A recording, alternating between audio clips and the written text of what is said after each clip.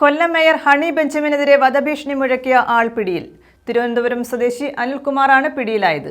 ഇയാൾ നിരവധി കേസുകളിൽ പ്രതിയാണെന്ന് പോലീസ് പറഞ്ഞു. കൊല്ലം മേയർ ഹണി ബെഞ്ചമിനെതിരെ വധഭീഷണി മുഴക്കിയ ആൾ പിടിയിൽ. തിരുവനന്തപുരം സ്വദേശി അനിൽകുമാറാണ് പോലീസിന്റെ പിടിയിലായത്. ഇയാൾ നേരത്തെ മേയറുടെ വീടിന് സമീപത്ത് താമസിച്ചിരുന്നുവെന്ന് പോലീസ് വ്യക്തമാക്കി. പിടിയിലായ അനിൽകുമാറിന്റെ പേരിൽ പല സ്റ്റേഷനുകളിലായി നിരവധി കേസുകളുണ്ടെന്ന് പോലീസ് പറഞ്ഞു. പോലീസ് പ്രതിയെ വിശദമായി ചോദ്യം ചെയ്തു വരികയാണ്. കഴിഞ്ഞ ദിവസം അനിൽകുമാർ മേയറുടെ വീടിന് സമീപത്ത് കത്തിയുമായി നടക്കുന്ന CCTV ദൃശ്യങ്ങൾ പോലീസിന് ലഭിച്ചിരുന്നു.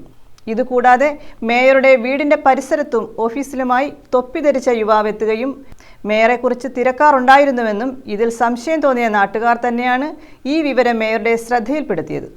സംഭവത്തിൽ മേയർ കമ്മീഷണർക്ക് പരാതി നൽകിയതിന്റെ അടിസ്ഥാനത്തിൽ നടത്തിയ അന്വേഷണത്തിലാണ് പ്രതിയെ പോലീസ് പിടികൂടിയിരിക്കുന്നത്.